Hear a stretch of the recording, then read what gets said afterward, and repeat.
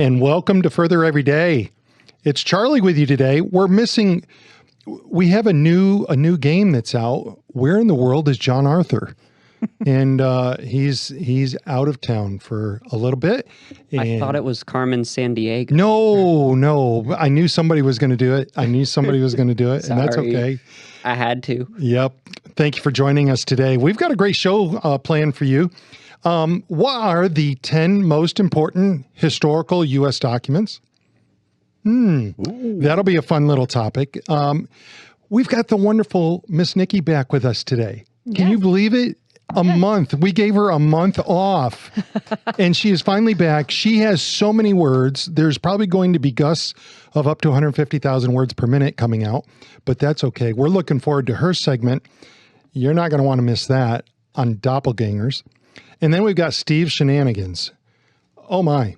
Yes. And we're going to do the segment on the Screwtape Letters. And then we've got Ryan's song review. So we've got a packed show. Miss Nikki, it is so good to have you back. Where have you been all of our life? Well, with you most of the time. And she has. We were out of town, and then last week I was so badly sunburned from having Family Beach Day and it was a great day at the beach. It was a great day at the beach. And Miss Nikki was toasted. I was. She was toasted. Yes, I was. And you're in charge of putting that sunscreen on, Charlie. Yeah, well, there was somebody else in charge of that. And she actually put sunscreen on. I did, but normally I got burned like 35 years ago really bad. And so I make sure that I just don't burn. And Family Beach Day, we had some things going on, and normally I'm under the canopy. And part of that time she was not. I think we were cooking or something like that, and I didn't pay She was much standing attention. out in the sun. But it was a fun day. It was a wonderful day. Mr. Steve, so good to have you with us here again today. Thank you, sir. And plan on remaining politically incorrect. You do that job so well. Thank you, sir. And it is important that we remain politically incorrect. That is correct. And then we've got Rai, the producer guy over there Hi, guys. in the producer's chair. Thank you so much, Ryan, for all that you do. Yes, we do sir. miss John Arthur today. He basically said, it's on you guys. If the show fails, I will come get you. No, he did not. He did not. But I got a big deadbolt on my door. You're ready. You're ready. Well, guys, let's not waste any more time. Let's get into this. We want to start out today with the 10 most important historical U.S. documents. And Ryan, if you'd throw that first cut up, this is where we want to go. I want you, as our listening audience, to be thinking about this as we go through. We're going to give you moments to come up with your own as we go step by step. And then we'll talk about these for just a few moments. It's going to go, my gut tells me this is going to go a lot faster than what I am hoping, or could go a lot faster than what I'm hoping. I really would like to spend some time on each of these because they are important. Let's give you the criteria for how I came up with the top 10, okay? And I want you to utilize this criteria, but you still may come up with some slightly different numberings, if you will. We will start at number 1, work our way to 10. So, Ryan, let's put up the criteria there for them and help them to see that. Here's what your criteria is. We want documents that have impacted the shaping of our government in principles. We want solidified, it helps solidify the freedoms that people enjoy. We also want to look at documents that continue to preserve, protect key principles. And here's a very important one. This is an important criteria. Don't miss this. The document does not have to be after 1776. Okay, so are you hearing that? Because, Ryan, if you throw up that next cut, number 1 may surprise you, and number 2 is probably going to blow your mind. So don't throw up the next cut yet, Ryan, because here's what we're going to do. I want everybody to comment in the comments, what do you think is the most important U.S. historical document? All right. I'm going to give you about 5 seconds here. Go ahead and type that in. And Mr. Steve, if you would, tell me when you've got a few answers there and what are we seeing? Let's see here. We're looking for the top U.S. historical document. I've got Build That Computer, Michael. That's the only one I've seen so far. Okay, that's all right. All right, On no worries. PSP. Let's go ahead and throw up number 1 there. I went with the Mayflower Compact. Okay, why? It started with the words, "In the name of God, amen." And if I could encourage you guys to do something as we go through this list, the Mayflower Compact, I would encourage you to read that all the way through. It won't take you only just a minute or two. Really good document, but this was done very early on, and it set the tone for how self-government should work. And this means that it was a precursor to future democratic processes. This is really important because they're coming from a colonial period and they don't have the kind of freedoms that they're thinking about.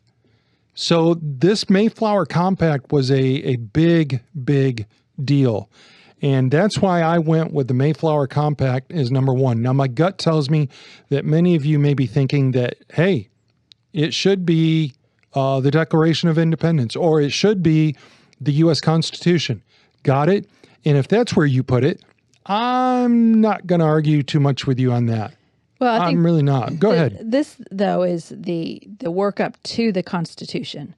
That's why I think it's important, is because the idea when they came over on the Mayflower, they were not coming to an already established country. They were coming to establish a residency for themselves. They wanted land. They knew they were going to have to work hard and very, very hard. There was not going to be any medical doctors, hospitals. There's not going to be any government plans here. It was the essence of just hard work. And they knew that there was probably going to be some death along the way because that was pretty typical back then. People just didn't live long lives, and what they were doing was very brave. And so I'm going to say that the foundation of our Constitution, this was important. I think this was. I would agree, and that's why I put it as number 1. All right, and again, if you had something different, you very well could be right. It's the one that I went with. We did have someone answer. Big Cuyuna, I guess that's how that's said Bill of Rights. Okay. Bill of Rights did make the list. We're going to talk about that in just a little bit. I'm going to make a case that maybe it shouldn't have been on there at all. Oh. Yeah, we're going to have an interesting discussion about that. Now, really? I probably just lit up the thing. But wait until we get there. All right, wait until we get there. Wow. So what's number 2? Don't throw it up yet, Ryan. Wait. Miss Nikki, you got your number 2? What you think should be number 2? Mr. Steve, you can be thinking about it. And for those of you that are listening, go ahead and put it in the comments. What do you think would be the number 2 document? All right, Miss Nikki, what do you got? I'm gonna go with common sense. Oh, Mr. Steve.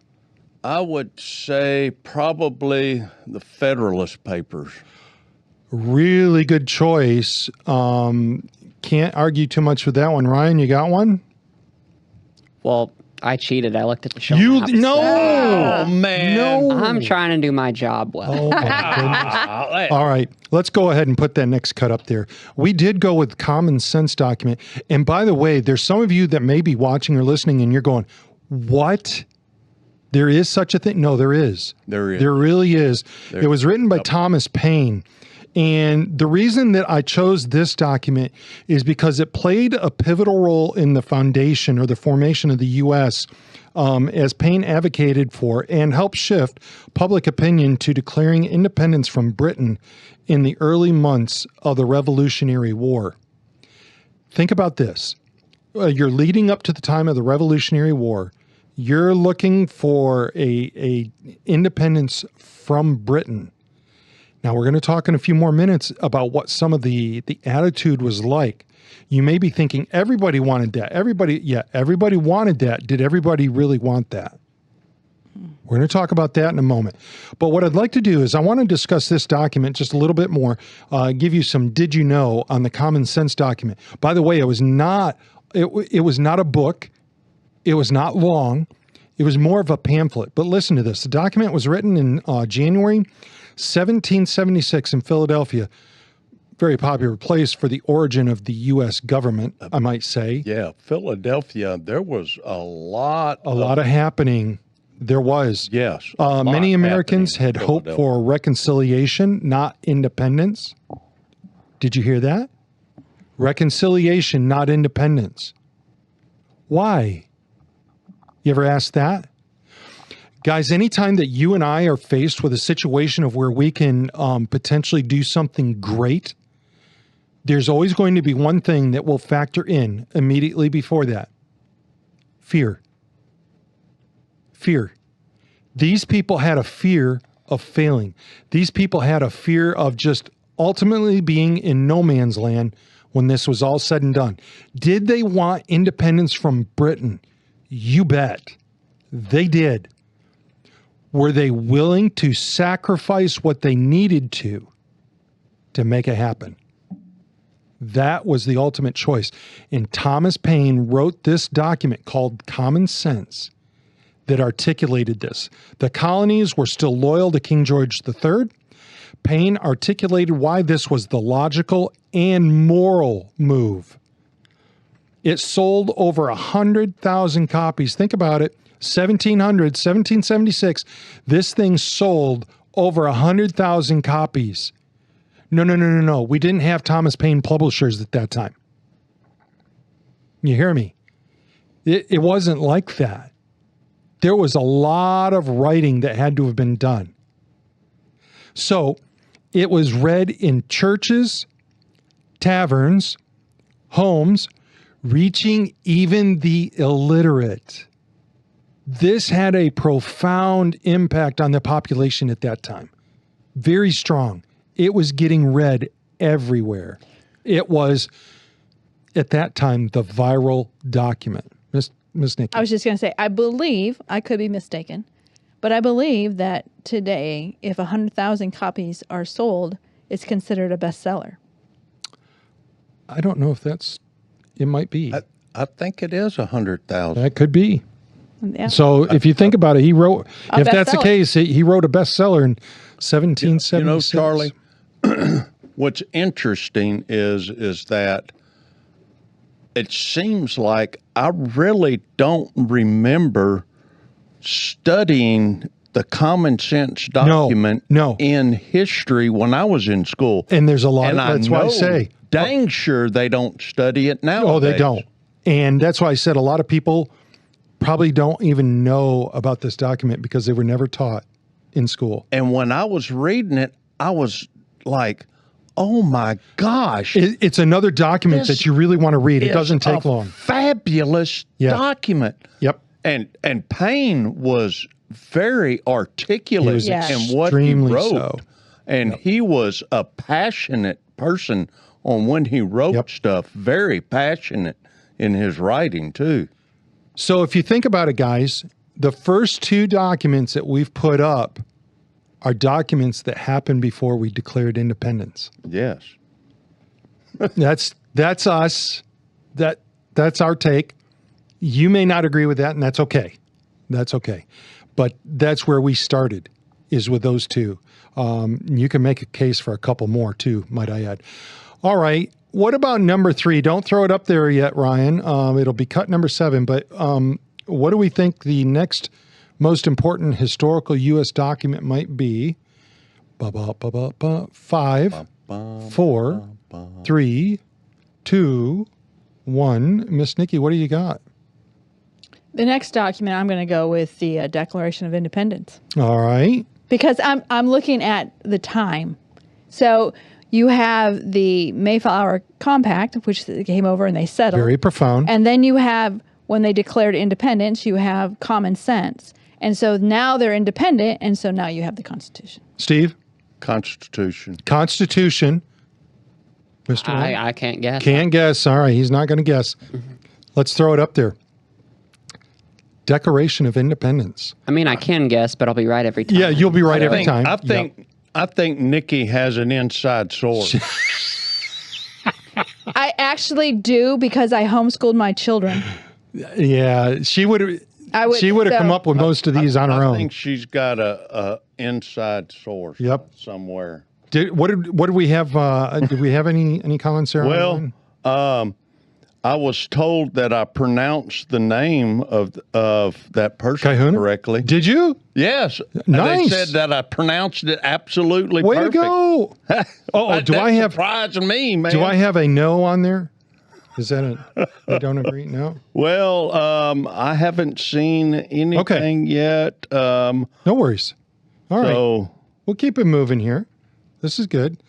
So the reason why I put the Declaration of Independence number 3 is it proclaimed the colony separation from Britain and articulated natural rights, life, liberty, and the pursuit of happiness. And by the way, can I just stop here for a very important moment? Okay, we're going to take a timeout. Timeout. Okay.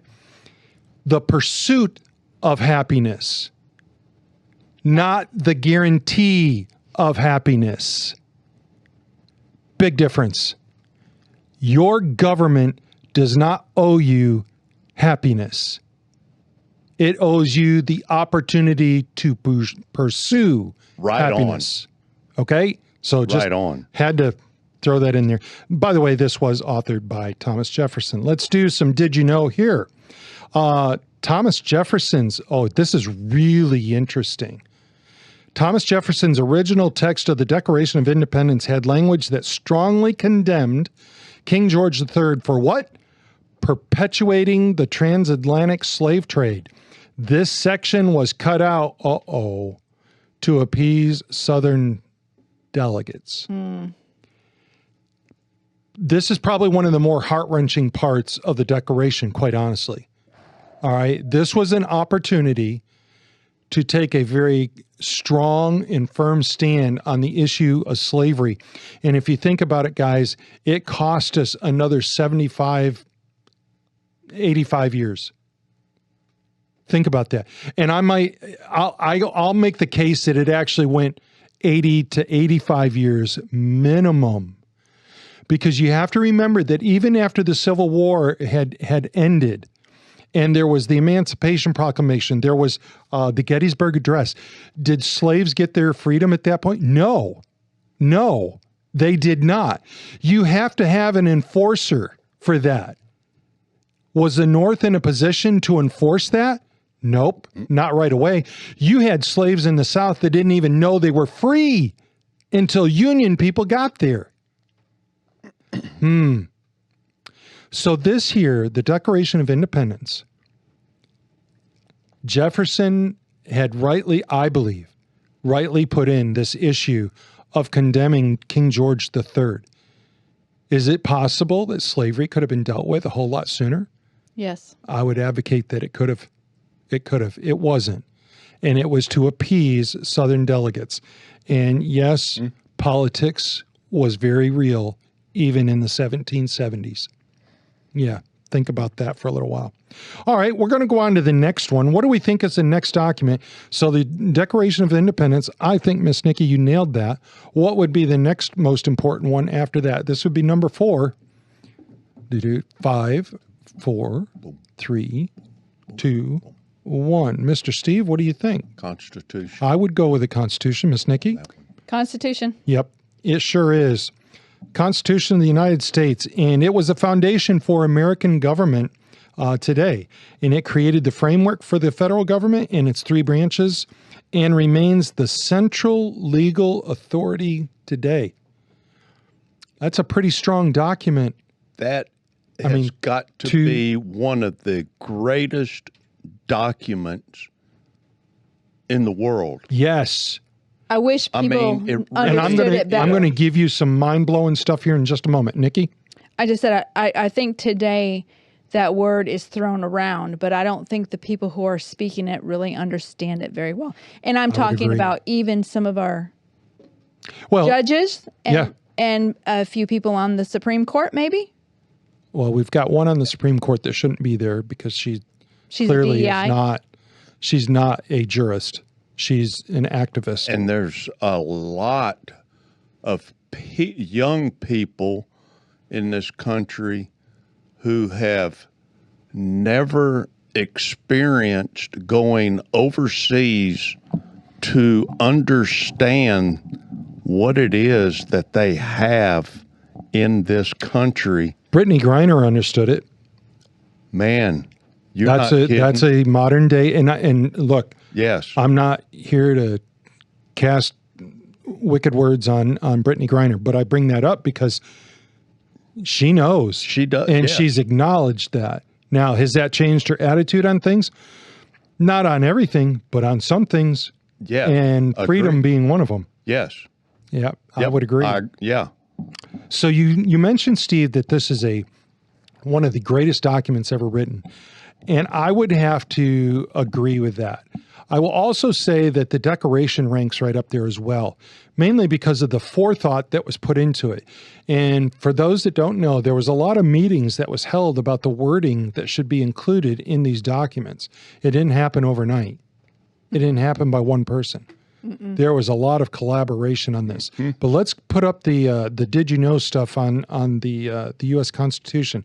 Did you know the U.S. Constitution has 4,400 words? It is the oldest and shortest written constitution of any major government in the world. Wow. In the world. Of the spelling errors in the Constitution, I thought this was funny. Pennsylvania, above the signers' names, is probably the most glaring. Oops. The Constitution was penned by Jacob Shalis, Pennsylvania General Assembly clerk, for $30. That's equivalent to $1,000 today. Still, that's not a lot. It's not. It's not for something like It's that. a short. Exactly. It's a short document. But only 400. still, Yeah, I guarantee you, if the you had, impact. even if you had a first-year attorney write up that document, they would be charging 3 times. Oh, yes. I agree with you. Yes. I agree. I agree. Minimum. But they looked at things differently then. Yeah, they did. $30 was probably a lot of money back then. Yeah. It was signed on September the 17th, 1787. By the way, that's referred to as U.S. Constitution Day. Didn't know if you knew that. Ooh. And then lastly, this was really interesting. The oldest person to sign the Constitution was Benjamin Franklin. And the youngest, Jonathan Dayton of New Jersey. There are a few things that come out of Jersey. He was 26. I did not know that. When I read that, I about fell over. That 26. really, and by the way, folks, the other thing that goes with this, you sign your name to that, you signed your death warrant. Yes. That was that and the Declaration of Independence. Those two things. They didn't. Not everybody died, but Guaranteed. it was. No, but that It was a- you put a target on your back. Could you imagine being the I can't. youngest person to sign Yeah. Yep. the Declaration of Independence And he was and 26. standing up and being proud of it? Yep. Proud as could ever be. I to think do it's it. This a is the- testament. But this is the Constitution, not the. Yes, Yeah, it is. I mean, the Constitution. It is. It is. But Yep. yeah, my mistake. No, But no. being so proud to do it, man. Well, not only that, but think about this. Benjamin Franklin, I don't know how long he lived after this, but the younger man had a lifetime to live at 26 to see. The fruit of it. Yes, that Right. That would be exciting. That would be an interesting dig to find out how long he lived. I need to look Yeah. that up. I would need to look be that up. Interesting. But he did see. I mean, there was a lot of heartache that happened. There was the War of 1812. There was the intimidation by Britain at the time, and there's a lot that did happen. Yep. And then, Correct. when was the Constitution again? What year was it? 1787. So did he live long enough to see that the Civil War was in the future? I mean, it might have been wonderful, but it might have been heartbreaking. And what's interesting, that was the very war that could have torn apart Yeah. the Constitution. Interesting. A lot of things that make you go, Yeah. okay. Very. All right, next one, number 5. And what do we think number 5 might be? Do-do-do-do-do-do-do. Do-do-do-do-do. Well, are we doing this on the podcast? You for a know while? what we need? It What would do be we need to do? interesting is if we had something like that. What is it? God, I'm trying to think. What is it? Jeopardy music. Oh, man. Yeah, there you go. Oh, I need to Okay. get that on the He's gotta be soundboard. working. He's You know got how they to do get that up. Like All at right. the end when they Go ahead and put it up there, Mr. Rai, the producer guy. Number 5, the Federalist Papers. Oh, these were Now- so good. I know that some of you may be sitting there and you may be going, no, the Bill of Rights, the Bill of Rights. And it's coming. Okay. It's coming. But when? Okay. But, Federalist but Papers were so important, though. yes. But this one here, the Federalist Papers, and here's why. This series of 85 essays provided the understanding for key parts of the U.S. Constitution. These papers were needed in order to persuade the skeptical states to ratify the Constitution. So here's what I want you to remember. The Constitution was put together, but you still have to ratify it. You have to get the states to agree to it. And there were some states, we won't mention New York, that did not want to. Wow. Some things that never change. Yeah. Right? So this to me, these papers, and it was a series of 85 written by 3 different authors. We'll talk about them in just a moment.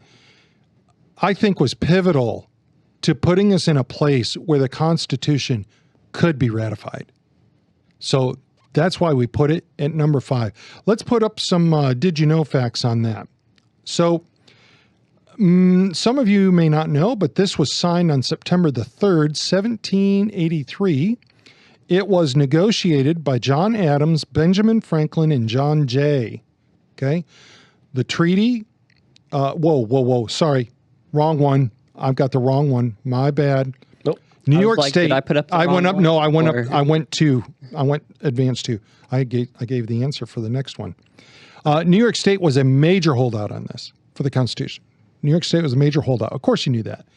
And the papers were written by Alexander Hamilton. He wrote 51 of them. James Madison, he wrote 29. John Jay wrote 5 of them. Hamilton was opposed to the Bill of Rights. And can I just insert here for a moment? I think I would have been too, because I think I see where he was coming from. Where's that? Okay. Let's talk about it in a moment. We're going to go to the Okay. Bill of Rights and we'll talk about it more there. I'm just letting you all know that if you gave me a choice between having the Bill of Rights and not having it, I might lean away from having it. And there's a case to be made that we need it. I get it. We'll talk more about that in a moment. Okay. Many were opposed to a Bill of Rights basically because the rights, Hamilton felt like they could have been understood from the Constitution. Ah.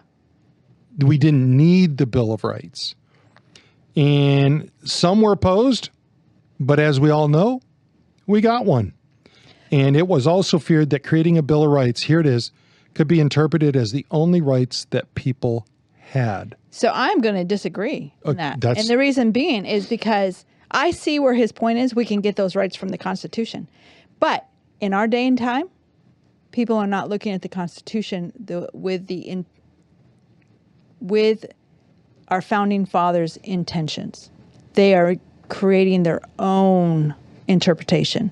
And the correct way to look at the Constitution is what were the intentions of the founding fathers. So I think the Bill of Rights was a smart move. I'm going to disagree. I think we would have dug harder into the Constitution. But your case is made, and there's points there as well. So can't necessarily argue that one way or the other. I would lean away from it, but that's just me. John Arthur would lean away from it. He thinks it's done more damage than good.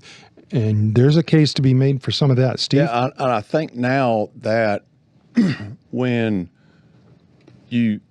with some of the laws that are being brought forth with, and I know this is kind of strange to be being brought forward with this, with some of the Second Amendment rights that are being brought up, that the Supreme Court and some of the other courts, federal courts, are having to look at a lot of the laws in the Constitution as the intent of the founders, more so than what they had in the past. Well, that's because of all the activist judges that are out there. Exactly. And even the laws that are being passed by certain cities or mayors or, whatever.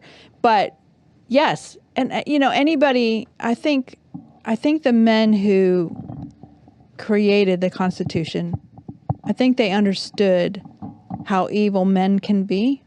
Mm-hmm. And that, it's Benjamin Franklin said, "We have created this for you. It's probably good for 200 years." I'm gonna use this point here on the issue of against having a Bill of Rights.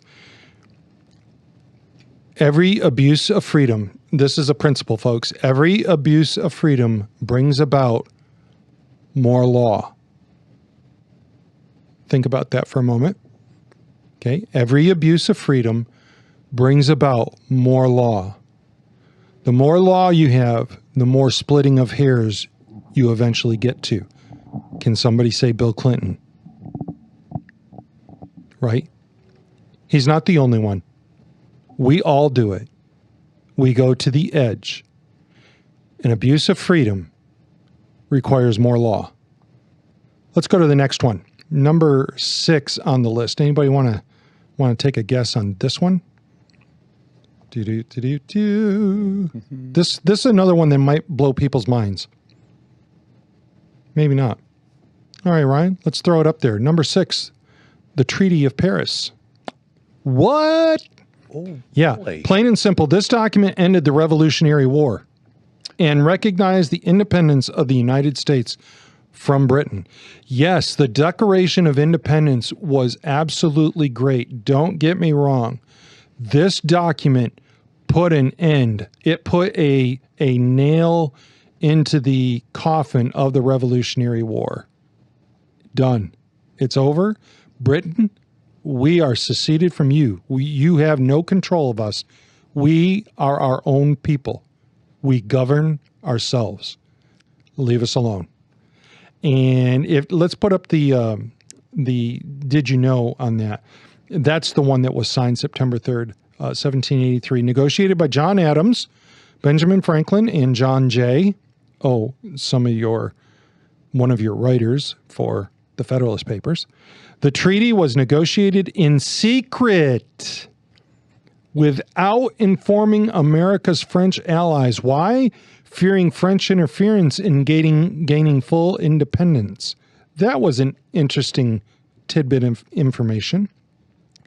Here's another big thing. The treaty defined the United States borders as running from the Atlantic Ocean to the Mississippi River. Critical for trade.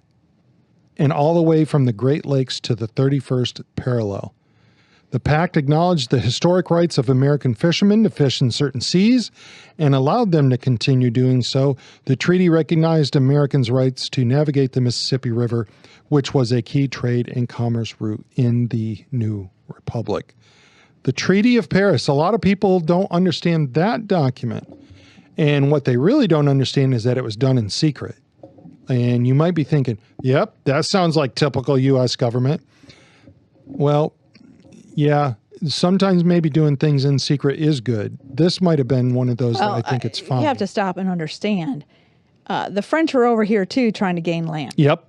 Okay, so they helped us because Great Britain was their enemy, but you also have to be concerned about We want full independence. We don't want to become part of France, as their foothold in America. Yep. So you have to research all of history before you can really understand that. Yeah, and that's where France started a foothold into America, was right there in Louisiana. That's why Louisiana has such a large French influence. What about Canada? Yes. Right. Very Canada. strong up there. By the way, if you've never been to Quebec, that is, I'm not going to say exclusively, it's almost exclusively French. A lot. It certainly is. And you contrast that with Montreal, which is still heavily French, but not near as much. And both very interesting cities. My first wife, her father spoke French. Yep. Where is he from? Louisiana. Louisiana. Yeah. Yes. Yeah. Yep. Strong influence there. Oh, yes. Big time. Strong influence. And was born on a houseboat. Didn't we buy In the Louisiana? Did we not buy Louisiana We did. It's called the Louisiana Purchase. Yes. from France? Yeah. Sure was. Yep, absolutely. And that's why you still see Go Tigers, Geaux. It's French. Go Tigers. Yep. Many of you probably already knew that, obviously. And Boudreaux. Boudreaux, we got that name of a road near us Yep. here. Boudreaux. Thibodeau. Yep. Yep. Even in Houston, we've got a fair amount of French influence. Man, I tell you what, growing up in Bridge City, woo, man, it There's was a little- full of French. full of the French Cajun folks. Yep. Thibodeau, Boudreaux, Yep. Absolutely. all of them. Number 7 is probably one that most people would not think of. And yet it was foundational. It was important. We're going to give people a moment to think about it. Number 7, and I can tell right now, some of you are on your computers trying to figure out. All right, number 7 is what? This one's going to be The out of- Northwest Ordinance. And you're going to say what? what? Yeah. This document laid out how new states would be admitted and ban slavery in the Northwest Territory, setting precedents for westward expansion and governance. So the big thing I want you to catch here, it bans slavery. All right. So there's a stronger foothold on this issue that's starting to really take place. And Ryan, let's throw up the did you knows here. This bans slavery in the Northwest Territory. By the way, don't think of Washington, Oregon, Idaho. No. Remember, we're talking late 1700s, early 1800s. Okay. The Northwest Territory was the future of Ohio. Ohio. Ohio. Ohio, Indiana, Illinois, and Michigan and Wisconsin. That's a different set of Northwest Territory, isn't it? Man, you're not kidding. It is, making it one of the earliest national anti-slavery measures, despite many framers being slave holders. So you see, it's really starting to resonate. It's starting to catch. All right. And you might be wondering, well, why didn't they deal with this back at the time of the Declaration of Independence? Well, here's the problem, or the Constitution. It's money. It's all about the money, right? That's what it is. I will say this, and I don't mean this in an ugly way, but some of the framers of the Constitution who were slaveholders, I know that George Washington, I was told or read somewhere that he released his slaves when he died. They were free. But at that time, and I'm not justifying this. I'm saying this is what was in their mind at the time. Is what would the slaves do? Remember, they weren't exactly thinking that slaves were going to become Americans. They were like, even during the Civil War, there was talk about sending them back to Africa. What are we going to do with all these slaves if we free them? one of the suggestions, well, we could send them back. But you can't do that when they've lived here for several generations. Yeah. And the culture. So I'm not defending Right. this. I'm just saying that was the thought process. There's some difficult challenges. Yes. All right. This bans slavery in the Northwest Territory. Article 3 stressed the importance of education and good faith towards Native Americans. It said that schools should be encouraged and that Native American lands and property, should not be taken without their consent. Article 5 explained how new states would be created once a territory had enough people, 60,000 free inhabitants, and it could write its own constitution and apply to become a state. I'll be honest with you. There are some times when I would like to do that today. Well, that's a state constitution, correct? Yes. So the Maine Constitution covers And the everybody. Maine Constitution was a federal document. That covered everybody. Yes. That they could have a state Yes. constitution. Yep. That'd be kind of like a Midwest, Northwest. Yes. Well, and it's Yes. interesting because Yes. nowhere in the Constitution does it say that you can't have a slaveholder, be a slave owner, but yet you can't come into the United States and practice slavery as a new state, but you can have a state We'll constitution. talk about that in a So moment. those are a lot of questions, a lot of interesting things. All right. Let's talk about number 8. Number 8 on our list. Anybody want to venture a guess on this one?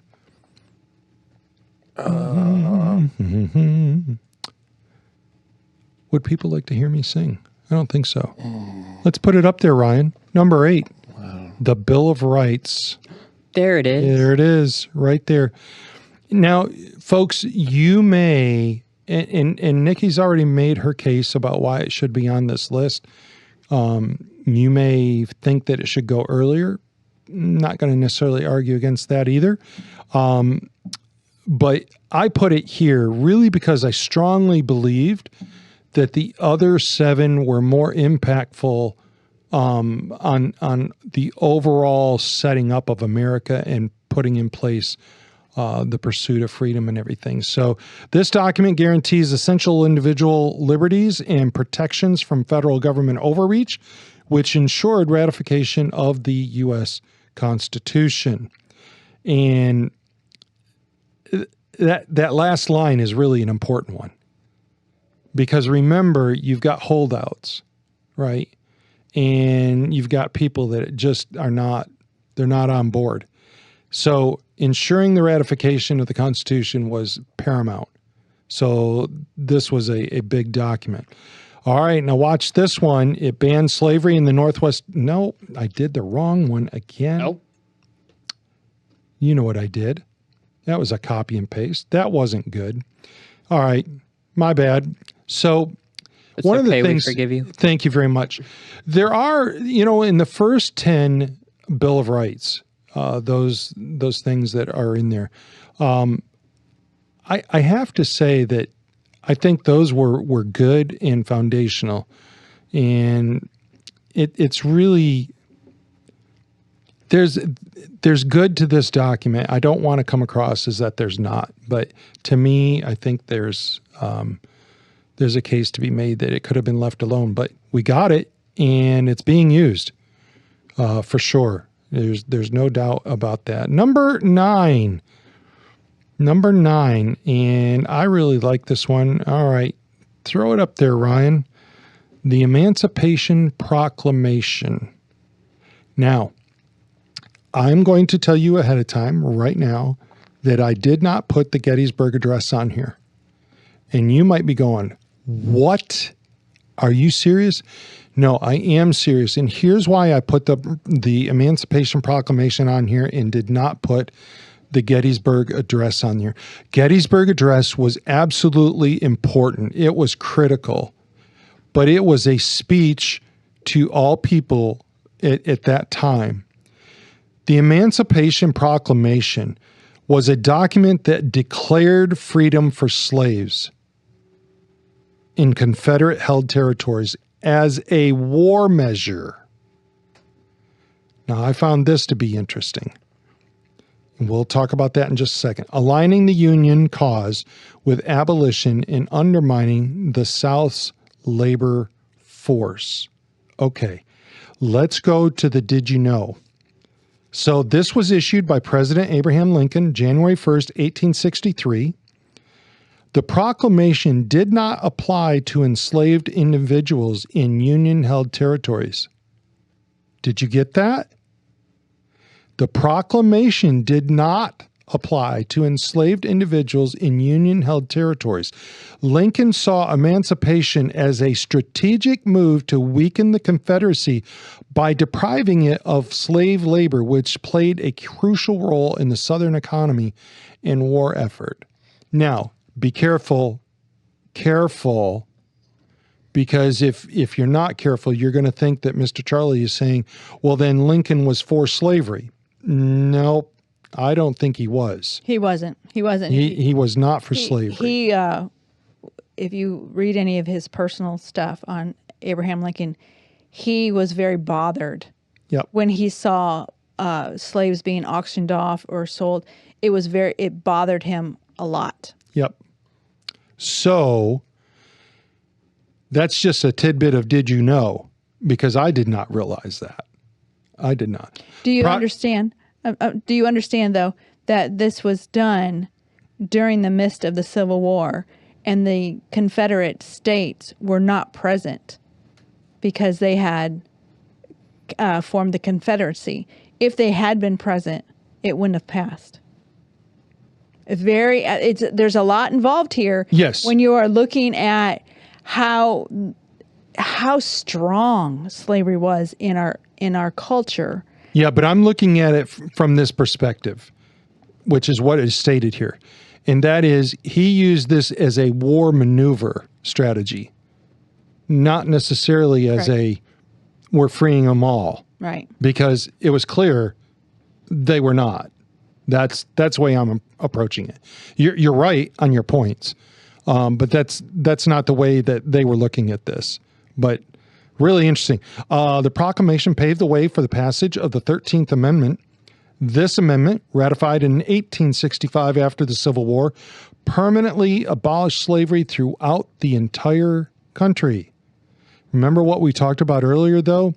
There were many enslaved people in Confederate states that did not learn about their freedom until Union troops arrived or the news spread through word of mouth.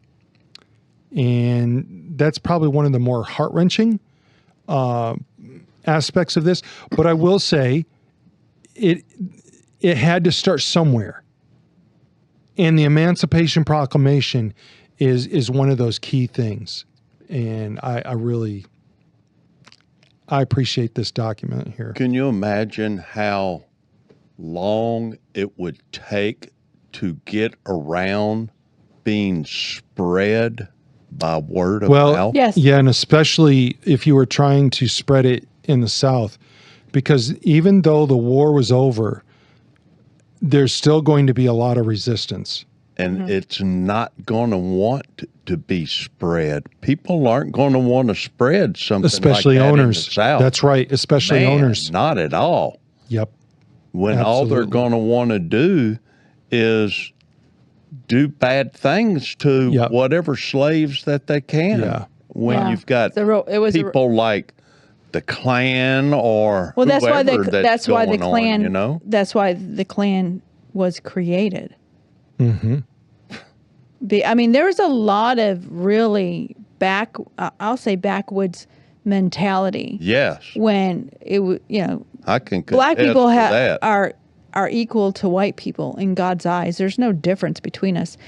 But One in man's blood. eyes, in at that time, they really had some delusional ideas that they were superior and that it was going to ruin the culture, and it's really Oh yeah, sad. Okay. Really I grew up in Bridge City. I'm telling you, I know that.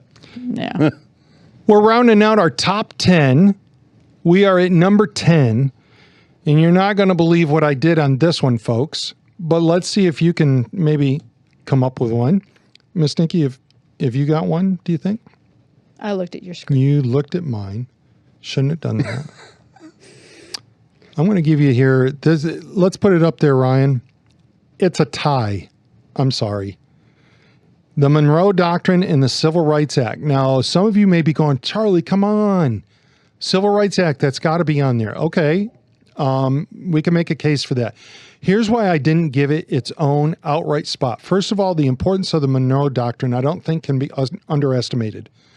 And that's important, and it had a very long, it had a 100+ year impact. All right. Even today, there's certain parts of this that can be stood on. So the Monroe Doctrine is important. The Civil Rights Act, put together in the 1960s, has been around for about 50 years. Compare that to the Monroe Doctrine, and you get why I'm kind of leaning on the Monroe Doctrine. But the Monroe Doctrine was a strong doctrine on foreign policy. We'll talk more about that in just a second. Civil Rights Act formally banned discrimination and segregation based on race, color, religion, sex, or national origin. Very important there. Oh, Okay. excuse me. Yeah. But there's a person here by Powder Girl that says, I'm across the bridge from Bridge City. Go, girl. Man, Go, I know where that's G-E-A-U-X. at. I Go, know where girl. she's talking about. I love it. I love it. Man, I'd hardly ever know very many people that's over that way. It's not a big place. No. Not a big place. No, it's not. Bridge City's a little bitty town. Yep. Mr. Ryan, let's throw up the did you know? The doctrine, the Monroe Doctrine, was implemented for the first time in 1861. No serious European interference was attempted until 1861. In that year, the leader of France tried to establish a monarchy in where? You guessed it, Mexico.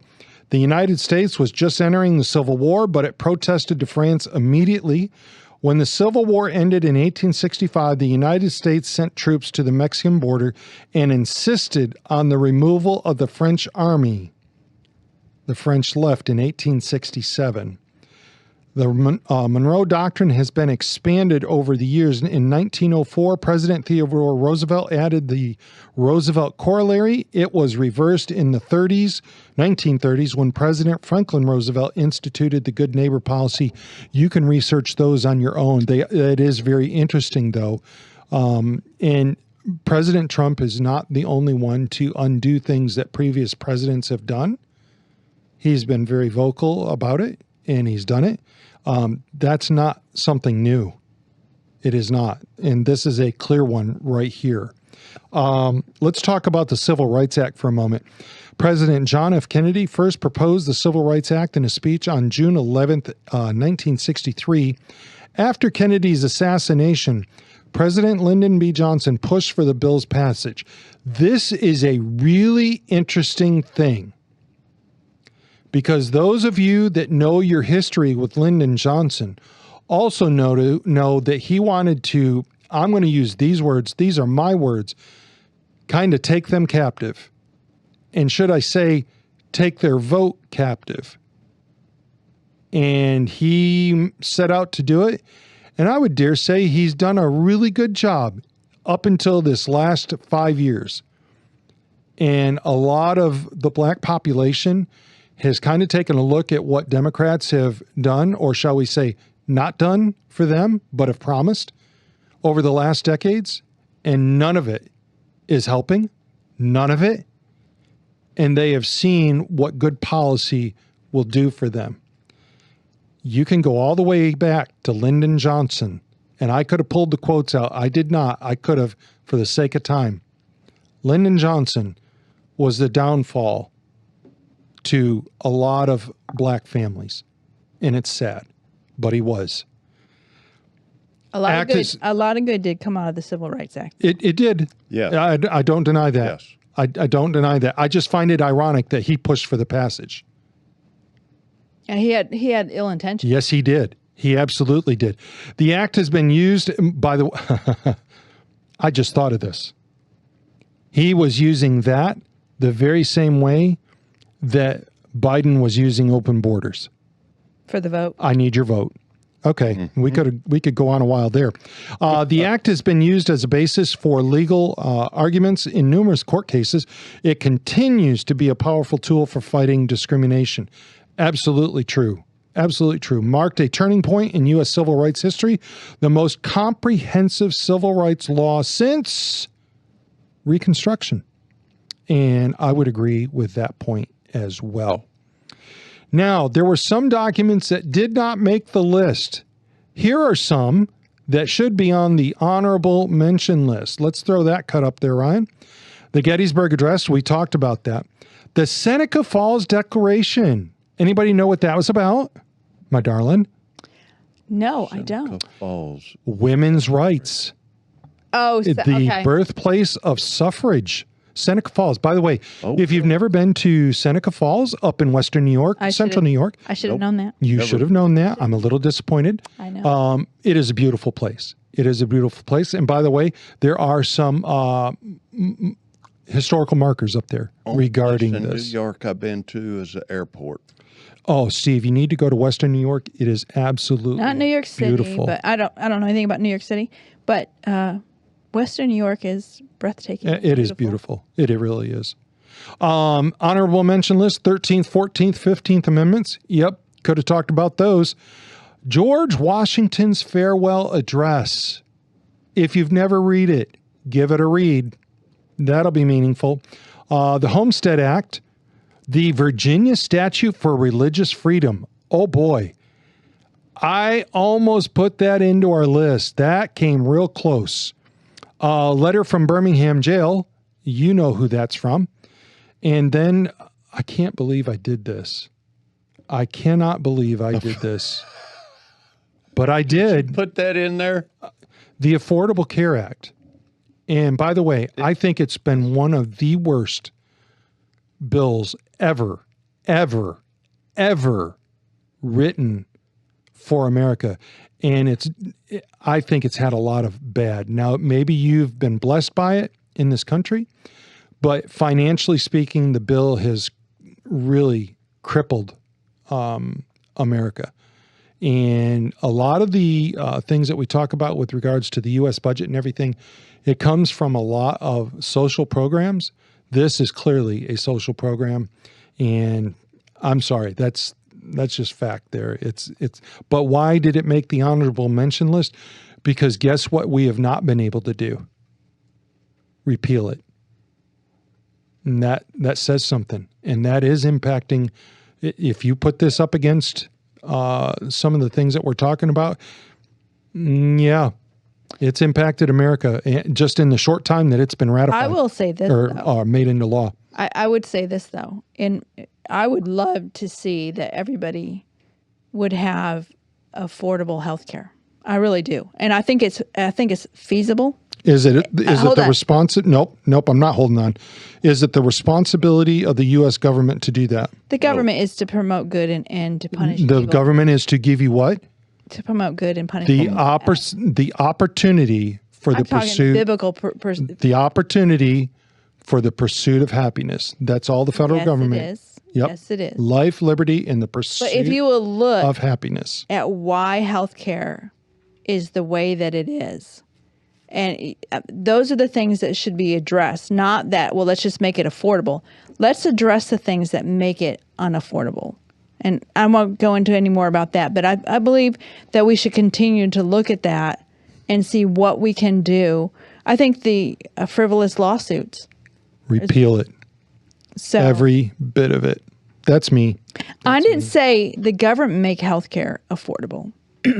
I said to look at how it can be affordable to everybody. We can start in getting after big pharma. That would be it. That would be one of them. But I'm just that saying, would be one. look at the root cause. Why is healthcare so expensive? And then let's Big deal with pharma that is so that, Probably the number one. yeah. Yep. I mean, when Charlie was a child and there was no health insurance, they paid cash for everything. Even when he was in the hospital, you paid cash for it. It wasn't As a going matter to of fact, put you in those of you bankruptcy. that are listening, I would be interested in knowing how many of you had parents that paid cash for their health care when they were living. That would be an interesting thing to know. All right. Yeah. We're going to jump over to Nikki Knows Facts because she's got an interesting one today. Cut number 64 there, Ryan. Doppelgangers. Yes. What are they? And do they really exist? And this is incredible. This is a whole study topic that you could do for a long time. But Miss Nikki, tell us a little more about this doppelganger thing. Well, let me first read you this a story from this young lady.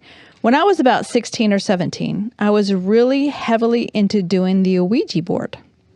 Other stuff happened, but the doppelgangers were definitely the worst. The first one was my mom. I heard her come in, and my best friend was with me. My friend and I walked down to greet her, but she looked like a younger version of my mom and was carrying groceries. So I tried calling out to her, but she didn't respond and walked into my brother's room. Then I got a sick feeling. I called out to her, but she didn't respond, so I followed her up. She was not there. When I walked back, my real mom had come in and didn't know what was going on. She was also wearing a different outfit. Did you put up the first picture there? Yep. I see it. Yep, we already did. So this goes back, doppelgangers go back to German folklore. And it means double walker, a ghostly double of a living person. Now, folklore, in German folklore, doppelgangers are often considered harbingers of bad luck or omens.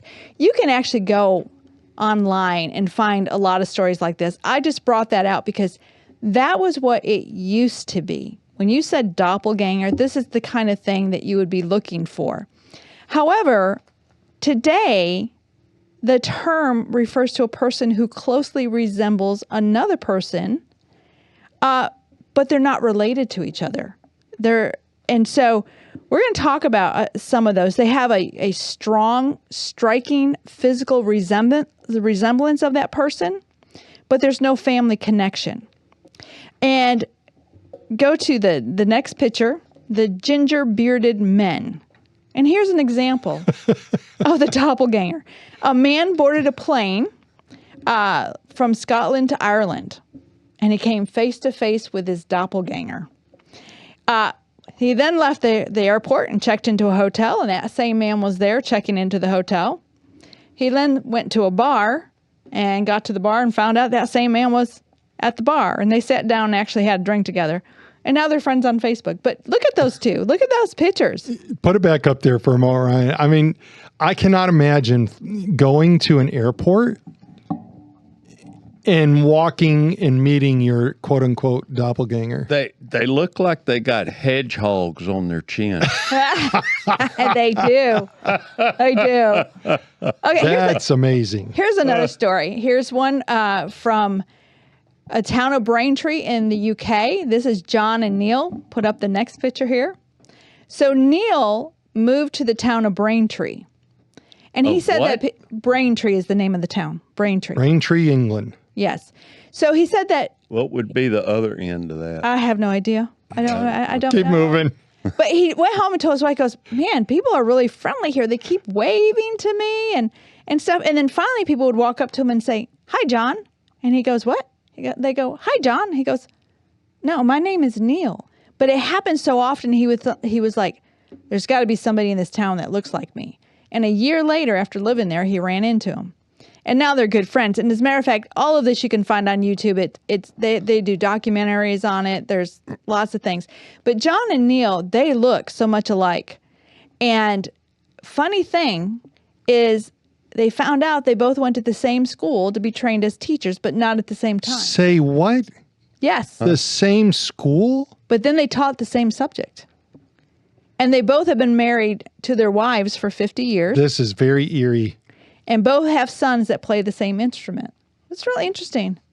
But if you go and watch the documentary on this, those two really, really Do their sons look alike? didn't That say would that. be interesting. I didn't say that. So there is The Science of Doppelgangers by 7 News Spotlight. It's called Not Twins. So this next picture here is this woman went to seek out her doppelganger, and she ended up finding 2 that looked just like her. Okay, that's not cool. I know. There's a documentary called Doppelgangers Face to Face. If you want to, it's by Deborah Wainwright. If you want to look more into this, but they are determined that you probably have 1 to 3 doppelgangers or double walker in the world somewhere. And there are 10 million people out there looking for their doppelgangers, you know, by X or Facebook or whatever. So here's the question I have for you guys. If you walked into your doppelganger, what would you do? Would you say something, or would you just... That's a really good question. Think about that for a minute. What would you do? Put up the last one. I'm not sure I'd want to be that doppelganger right now. Wow. I have no words. Do we need want to be that one? I would like. I don't. I would do something that probably not good to say. But Yeah, so don't say it. let's get yeah. it back into it. So, Steve, let's say you get on the airport and there's a guy who looks just like you. I mean, I don't know if I would say anything. It would freak me out a little bit, but I don't think I would say anything. I think I'd be like, whoa. What would you do? What about you, Ryan? Man, congratulations. I have no idea. I've never thought about this before. This is making you go, I'd be tempted to go and meet them. I'd be tempted to talk with them. If you look more into this, some of these people are like, they look like twins. Definitely. Yeah. They're Absolutely. So Scary. Well, put the interesting. Obama picture back up there. This is I mean, look at that, folks. I'll be honest with you. That right there is a 50, 60-year-old Obama compared to a 25, 30-year-old Obama. But look at their mouth. Right. And the shape of their Very nose. similar. Their and- chin. Yep. And their ear. I mean, everything looks so much alike. It's unbelievable. You know, you could literally, when they say everybody has one, you could literally find one that is for any person that is a what is it? Someone that's a ruler of a country or whatever, and have their substitute in Oh, situations. absolutely. You know Yeah. what I mean? Yeah. And have them in situations if that person is And I know unhealthy. some of you twins out there, you are going, y'all don't even know what you're talking about because you're way ahead of us on this. You do know. You understand what you can do when you got somebody else that looks like you. Yeah, I'm looking at you twins. You know. I had a friend who had identical twins, and to we save got on family that has Yeah. identical twins. so they Oh man. they shared a license to save on insurance. Oh my gosh. I watched this show about two twin girls on Disney Channel growing up, and there were these episodes where they would pretend to be each other. Yes. And Yep. one, they switched lives for an episode because one of them couldn't pass her driver's test, Yep. but she wore glasses, Yep. so she couldn't see when she was driving when she put the glasses on. Yep. It's just, Hey, how about the program Full House? oh, I love Full House. They use twin babies. Yes, They usually do for Mary little Kate and ones, Ashley yeah. Olsen. Yep. Yeah. Yep. Sure too. So this is, and by the way, you can get on YouTube and you can research, just get on the internet in general. There is lots and lots of stories around this kind of thing. Here's a really concept. interesting ones too. Here's a concept from Dawn of a New Day 777. Let's hear They it. have all of our DNA and they play games with it. Whoa, come on, Dawn of a New Day. Come on now. They're taking little bits of everybody's DNA and they're Look out. making different She's people. bringing on the conspiracy Yeah. there. Conspiracy. You know, we actually have another family member who is, can I go there? What? I don't know with where you're with your going. sisters What about my former hubby. So they had a daughter, precious girl, and big happy family. And unfortunately, they had divorced years later, and he remarried. And he remarried a woman that looked exactly like his daughter. No joke. That's what everybody said. That's how everybody said. I didn't. Now it had. I Yeah. saw her, and I didn't really think Oh, that. I but did. Other I did. people did. But I could see it. But that's me. But doppelgangers. Yeah, be interested to know if any of you that are listening have ever run into your doppelganger. That would be interesting to know. Yeah. I have had people tell me that there were people that they met that looked like somewhat like me. Can't quintessentially say it was a doppelganger, but looked like me. So does everybody have one? Maybe that's an interesting take, but I'm not going looking for one. you're not going to go look No, for yours? I'm not going to go looking for one. Yeah, me neither. You're good where you're at. Yeah, I might want to beat them up or something. I think Probably a we can bullet. only use one Steve. Oh, Yes. we love our Steve. Which gets us into the next topic, which is Steve's shenanigans. I can go shoot me a buffalo. Nope. Stay out of my garbage can. I'll keep it to myself. I Ryan, love it. did you work on That's that this good. week? No, John Arthur did. Oh, I love it. I like that. I love it. We've got Steve shenanigans, real law or fake news. Yeah. And today's topic is bicycles. Bicycles across America. All Do right. you know your bicycle laws We're going to find out because True that's or where false? Steve's going. in America? Cut 26. Yes. True or false? True or false? Number one, true or false? Is it illegal to ride a bicycle with no hands in Louisiana? We're going to give you 5, 4, 3, 2. What are you doing, Nikki? What is it? True or false? I'm going to say it's true, but my thought was, does he have no hands? Like they got cut off or something? golly. Ryan, you got an I say idea? it's true. Or are you going to say I cheat? You cheated. Okay. On this one here, I would have said true. Here's why. Because Louisiana is they are slightly weird with their laws. They are very strange with their laws. Okay, you said it in a stronger way than I would have, but I agree with you. I Yes. agree with you. So the answer is True. it is true. Yes. Under Louisiana revised statutes, Title 32 and 195, it's explicitly stated that a person operating a bicycle shall at all times keep at least one hand upon the handlebars thereof. This means riding without any hands on the handlebars, often called free hands riding, is not permitted under state law. There you go. Right. There you go. Can you imagine if you're unhanded and don't have any arms? How do you You're ride not a allowed. bike? You're not Is it allowed. against the law? Well, can they ride a unicycle? I agree. Good question.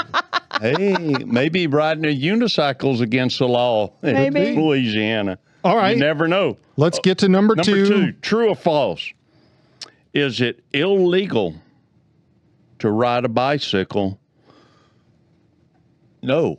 Oh, wait a minute. Let me finish What? it. Is it illegal to ride a bicycle on a sidewalk in Texas? Okay. Gonna give you a moment. Dum, dum, dum, dum, Da-da-da-da. dum, dum, dum. See, this is where that Jeopardy music would come Yep. in handy when you're doing Final Jeopardy. All right. I would have gone on this one. I would have said, no, it is not. I'm going to say it is illegal to ride your bicycle on the sidewalk. It is false. No, it's true. But But you have to pay attention to certain municipalities. cities and municipalities that have it stated that it is against the law to ride. So let on me help out sidewalks. our listeners who may or may not be from Texas and where they should really pay attention to this stuff, especially if they're biking. Right. Absolutely in Austin. Austin is just, Correct? oh my gosh, it is the California of Texas. Gag me. The laws are very strict. Very, very, there's a lot of regulation there. That's why I worded that the And way I that I think did. Dallas too. Isn't it? Dallas is also up there. Yeah. San Antonio, Corpus Christi has some issues. didn't I know might Corpus- see that a little bit more in Corpus Christi, though, mainly because of proximity to beaches, things like that. But Yeah. that's me. Although, why can't you ride a bike on a beach? Anyway, in Houston. So if you're riding in one of those cities, I would strongly, strongly, strongly urge you to check out the rules for riding bicycles on sidewalks for those cities. But that was false. You can ride them on sidewalks. Yep, that is Correct. correct. Number 3. Number 3, true or false? Is it illegal to ride a bicycle on a sidewalk in California?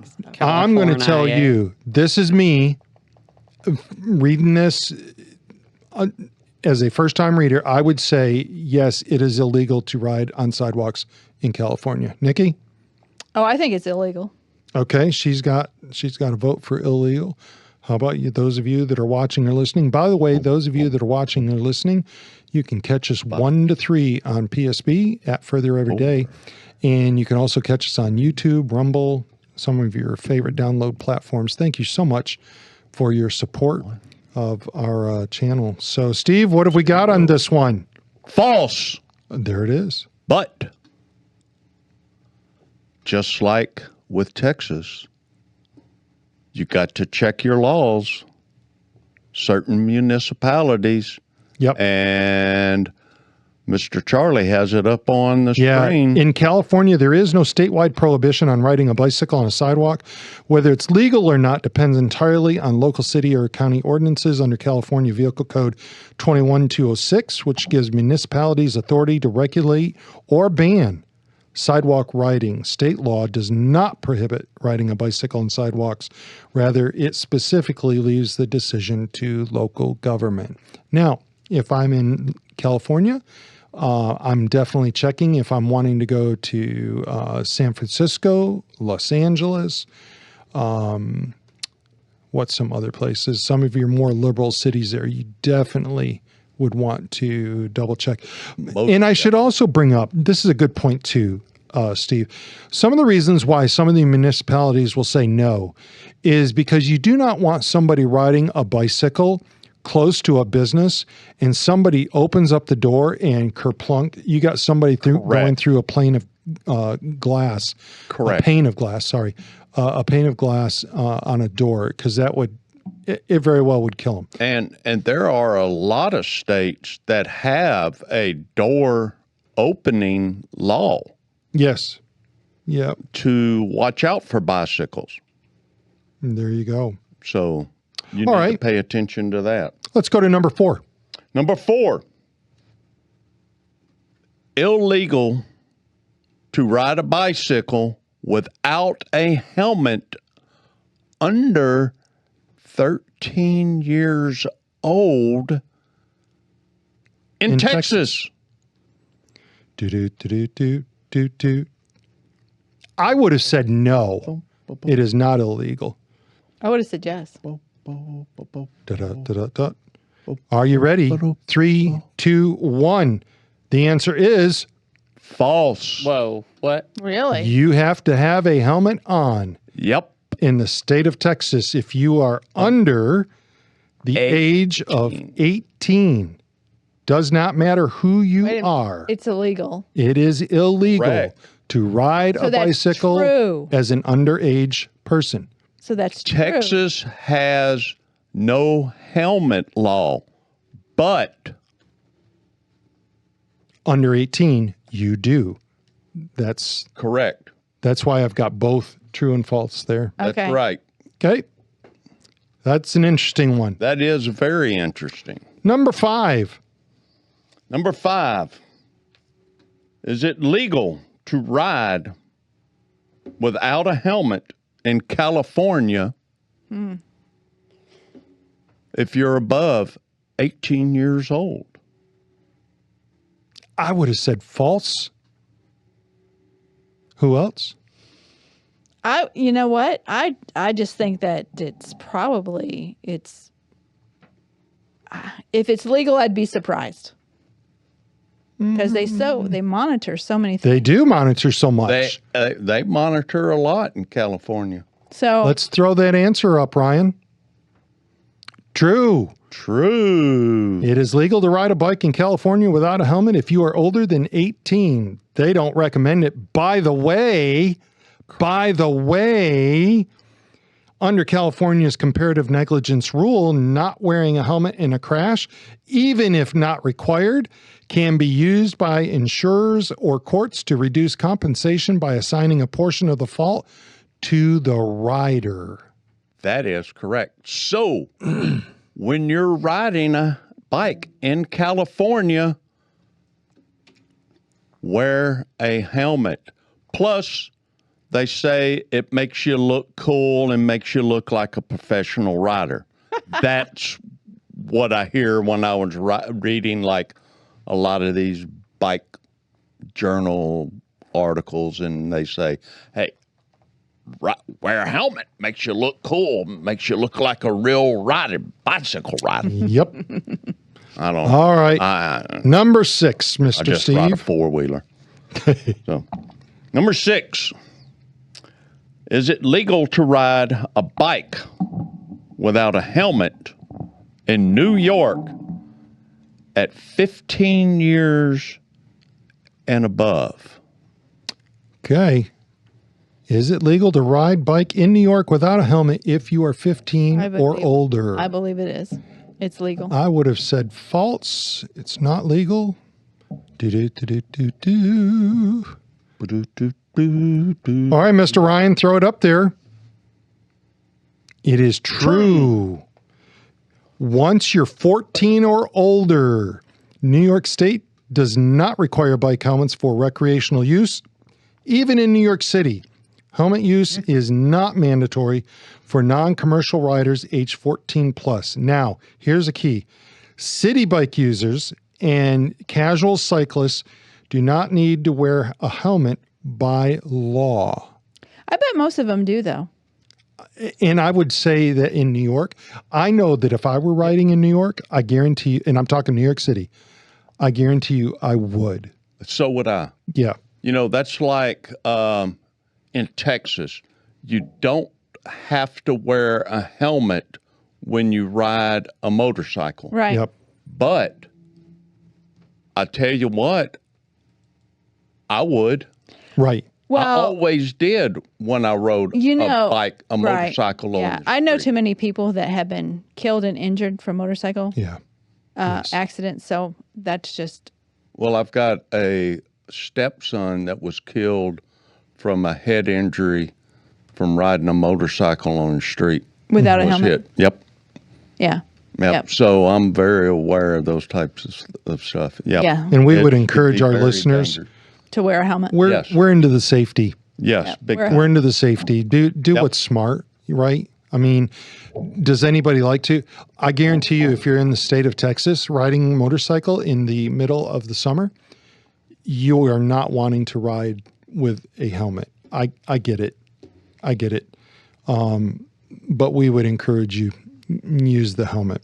Yeah, All right. put a bandana under it or something. Absolutely. You know, absorb the sweat and all Yep. that kind of stuff. Mr. Steve, we got our last one, number 7. Yes. Is it against the law to ride a bicycle on the highway while under the influence in Texas? Oh, I know that one. I would say definitely. All right, Miss Nikki's got a true on that one.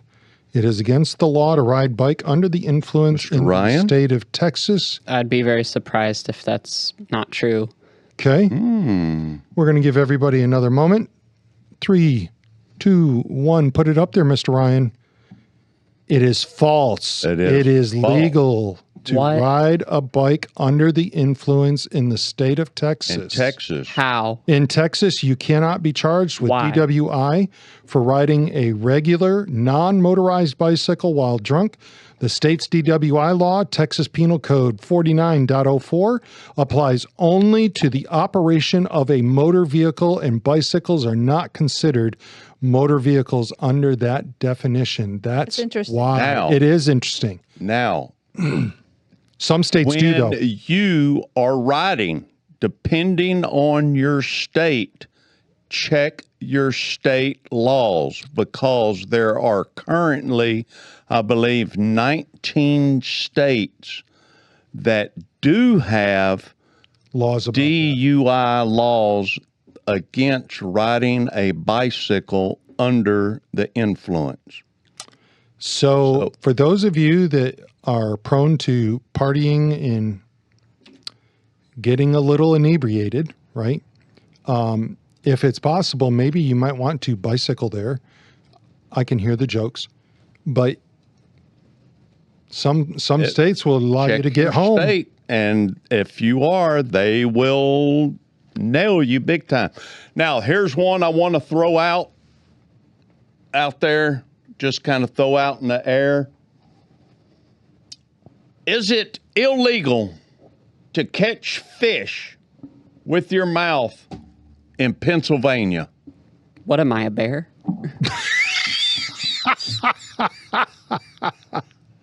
Is it illegal to imitate a bear? All right, Mr. Steve, it? let's hear it. Can anybody answer? I Can we hear it on PSB? Has anybody got an answer for that one? Is it against the law to catch fish with your mouth in Pennsylvania? I do gonna- not think it is. I do not think it's illegal. It is false. How about that? How about that? You can catch fish with your mouth, but you cannot catch them with any other part of your body. With your hands? You can't catch them with your hands. You can't catch them with your feet. You can't catch them with any other part of your body, That's- only your mouth. That's got to go back to the early Why? 1800s. You Gotta. Do you have an explanation only for that? can compete Nope. with a bear. Why? There Just is- don't hang out with the bears when you're You know, catching fish. that would never go over big. Is it? I got to keep going. I wanted to get into the catfish. I know you did. We got I had to. to throw that one out there. I thought that That's- would get everybody's attention. That would. Yep, it did. And what a great way to jump into the screw tape letters. All right. The screw tape letters are going to save us here. C.S. Lewis's work, The Screw Tape Letters. By the way, if you've never read the book, can I strongly recommend that you read that? Urge you to. Really good book. Let's talk about the overview here. Screw Tape Letters are a series of correspondence between two demons, Screwtape, the elder mentor, and his apprentice, Wormwood. In these correspondence, Screwtape encourages Wormwood in how to tempt Wormwood's human patient, a young man in the World War II era Britain. In this thread of conversation, Lewis explores the base temptations of man and how Satan and his tempters may indeed think about our own existence and how they may work to tempt the souls of men. And I'll also say this in getting ready to move forward on this. When you're reading through the Screwtape Letters, you've got to put your mind into a different mode so you can really understand exactly what's being insinuated. And when you do, you really can get a taste of how bad Satan really looks to destroy you, how much he really wants to get you. And so this is a really great work that has a lot of thought-provoking things in it. And we're going to go through some of that today. So today's passage in this one here, and let me just bring this down a little bit. This is letter number 3, Screwtape's advice to Wormwood on manipulating the patient relationship with his mother. And things that make you go, here. All right, so Mr. Ryan, let's put up cut number 43 here. In chapter 3, we see Screwtape mentoring his junior Wormwood on the issue of manipulating the relationship between the patient and his mother. He suggests using petty irritations. I'll bet there's nobody on here that has done that. Spiritual pride and misunderstandings to stir up frustration and judgment between them. Screwtape emphasizes keeping the patient's religion inward and theoretical, while his behavior at home remains selfish and unloving. Let's go to next cut. The beginning of the letter.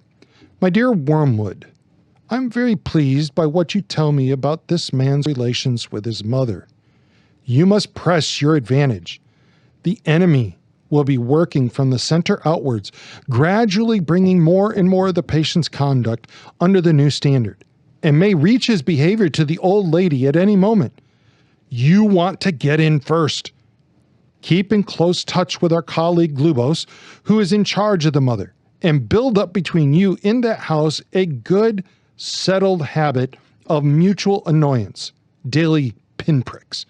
The following methods are useful. Number 1, keep his mind on the inner life.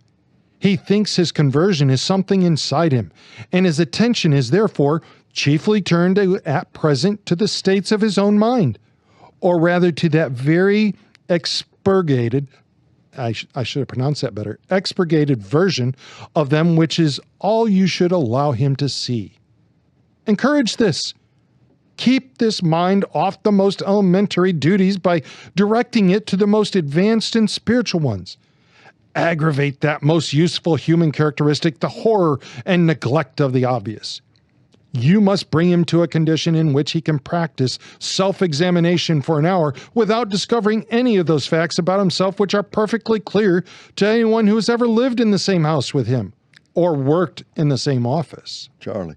Yes, how sir. many times have you ever lived like and had a roommate or somebody? Only me. Only you? Well, It's just okay. me. Well, none of y'all have. God. But Okay. hey, But keep going. You could have like somebody you live with as a roommate and you're living with them.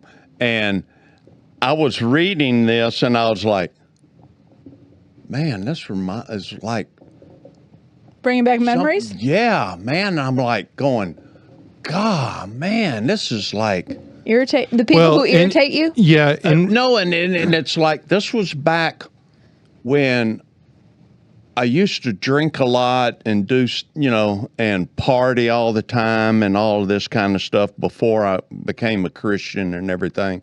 And I sit and I think and I go, man, I was reading that chapter and I was like, oh my gosh, does this remind me of some times back in my life? And my God. to me, I That's think the like- thing that stands out in this particular part of the letter, number 1, is the issue of self-satisfaction, if Yeah. you will, and maybe I should just call it for what it is. It's selfishness, really, ultimately. And really trying to destroy a relationship between a person and their mother through selfishness. And it might be something that you would want to contemplate as you're listening to us. Maybe you're having this issue right now. It is the one thing that Satan really wants to do, it's the issue of dividing. Satan is always about dividing. He is not about uniting. He is trying to pull off here. I always think about the lion. The Bible talks about roaring as a lion, seeking whom he may devour. And what do lions do? They're going to peel one off. We'll look for a weak one. Let's get a weak one. Why? Because it's easier to get that one. And that's the way that Satan really looks at you. He's going to take a look at you and find out how he can peel you away from different things. He will use your weaknesses to do it. That's what he's going to do. And that's why you want to be in the Word. You want to strengthen yourself with the Word. You want to be metamorphoed, changed, like a caterpillar to a butterfly. You want to undergo that change. And I think this particular part of the letter goes to that. Let's go to point number 2. Point number 2. It is no doubt impossible to prevent his praying for his mother. Now, did you hear that? He sees the strength of the patient. The patient has a strength of praying for his mother. Now watch this. But we have means of rendering the prayers innocuous. There's something to really contemplate. You may be listening and you may be going, do our prayers really reach God? I would advocate there are things to make sure that your prayers don't reach God. And you should understand what those things are. Make sure that they are always very spiritual. They sound pretty haughty. That he is always concerned with the state of her soul and never with her rheumatism. 2 advantages will follow. In the first place, his attention will be kept on what he regards as her sins, by which, with a little guidance from you, he can be induced to mean any of her actions which are inconvenient or irritating to himself. Next cut, please. Thus, you can keep rubbing the wounds of the day. Oh, wow. Have we not lived here before? Ooh. A little sorer even while he is on his knees. The operation is not at all difficult, and you will find it very entertaining. In the second place, since his ideas about her soul will be very crude and often erroneous, he will in some degree be praying for an imaginary person, and it will be your task to make that imaginary person daily less and less like the real mother, the sharp-tongued old lady at the breakfast table. In time, you may get the cleavage so wide that no thought or feeling from his prayers for the imagined mother will ever flow over into his treatment of the real one. I have had patients of my own so well in hand that they could be turned at a moment's notice from impassioned prayer for a wife's or son's soul to beating or insulting the real wife or son without a qualm. This is disturbing. Oh. This hurts. This hurts. I would urge us to make sure that we don't get so caught up on personal things that we miss the true importance of the other person. And I know I can do that. And I hope that you can't, but something tells me you're probably not much different than me. We need to focus on the right things, Let's go to part 3 of this letter. Very important one here. When 2 humans have lived together for many years, it usually happens that each has tones of voice and expressions of face which are almost unendurably irritating to the other. Work on that. Bring fully into the consciousness of your patient that particular lift of his mother's eyebrows which he learned to dislike in the nursery, and let him think how much he dislikes it. Let him assume that she knows how annoying it is and does it to annoy. If you know your job, he will not notice the immense improbability of the assumption. And of course, never let him suspect that he has tones and looks which similarly annoy her. As he cannot see or hear himself, this is easily managed. You know, I have to say, I have to stop here for a moment. There are things that I know irritate my wife. I am not going to tell you which ones they are. But the point is this. Miss Nikki, which ones are those? No, I'm just kidding. But I don't go looking to employ those. You get what I'm saying? I try to stay away from those things. Even if I don't think there's a big deal with it. I don't do it. I'll give you one. Okay. She hates it when somebody spits in front of her. Hates it. It gags her. And she will tell me, stop spitting. Now, I can't. When's the last time I've spit in front of you? But but in context, he was a farm boy. They did a lot of spitting. We did a lot of spitting because we were working out in the fields. But that's what I'm talking about, guys. And look, you've got one too. Do not sit there looking at that screen going, I ain't got one of those. No, I know better. I know better.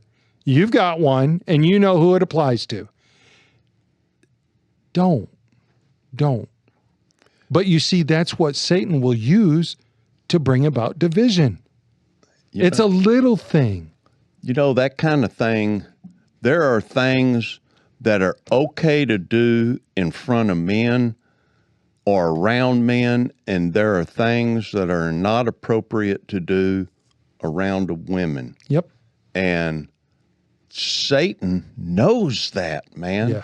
And he uses those tactics at times on men when you are at a point when you're feeling crude and rude and yes, not being appropriate towards women. Yep. And there are way too many guys that are like that, and that's why they have such problems either in a marriage or with relationships because of that. I would agree. Let's get to that next cut. We got to keep moving here. Number 4.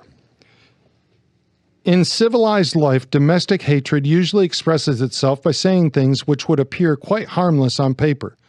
The words are not offensive, but in such a voice or at such a moment that they are not far short of a blow in the face. To keep this game up, you and Glubos must see to it that each of these two fools has a sort of double standard. Your patient must demand that all his own utterances are to be taken at their face value and judged simply on the actual words, while at the same time judging all his mother's utterances with the fullest and most oversensitive interpretation of the tone, and the context and the suspected intention. She must be encouraged to do the same to him. Hence, from every quarrel they can both go away convinced or very nearly convinced that they are quite innocent. You know, the kind of thing, I simply ask her what time dinner will be and she flies into a temper. Once this habit is well established, you have the delightful situation of a human saying things with the express purpose of offending and yet having a grievance when offense is taken. Finally, tell me something about the old lady's religious position. Is she at all jealous of the new factor in her son's life? At all piqued that he should have learned from others and so late what she considers she gave him such good opportunity of learning in childhood? Does she feel he is making a great deal of fuss about it, or that he's getting in on very easy terms?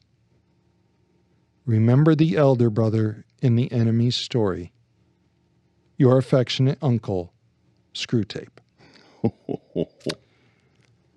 Well, I would dare say Satan really knows how to work you and me over. He does. And we should do all of our best to be washed in the Word, to be regenerated by the Word. Salvation is important. And accepting Christ goes a long way to dealing with this stuff. You know, I hope you'll Satan continue to read. knows us very well. He does. That's why he can just get into our minds and get to these little parts and go, look at this. I'm going to get him here. Yep. I'm going to get him there. Oh, look at this sin. He's thinking about this. I'm going to get that right here. Yep. Yep. Absolutely. Hope you're enjoying that. Make sure that you read chapter 4 next week. We'll get into chapter 4 next week, and that'll be another interesting letter that we take a look at. Moving on to song review time with Mr. Ryan, Hey. our residential music expert. Would that be true? Can we call you an expert, Ryan? Maybe not an expert. Not an expert? Maybe not yet. Not yet. I'm not at Winston Powers level Okay. yet. Okay. All right. Winston, if you're listening, you've been given kudos. Yep. Yep, absolutely. But let's see. let's do our about song review time. Cut number 52. Oh, wow. This is by the one and only Mr. Ryan, and we are so glad to have him doing this segment now. So we're going to get into that. And first up is this cut number 53, Desert Soul by Wren Collective. Now, Ryan, one of the things I'd like you to do, tell us a little bit about Wren Collective. Sure. Hold on real quick. Sorry. That's all right. All right. So Wren Collective, I actually know a decent amount about them. They used to be my favorite Christian artist. They're a big part of my testimony and changing how I viewed God and getting me to take my relationship with him more seriously. So they were formed back in, I believe, 2002. They were actually started as a young adults ministry. They met in, I believe, their band leader, Gareth Gilkison's house. Yep. And eventually, I think in 2007, they started making music.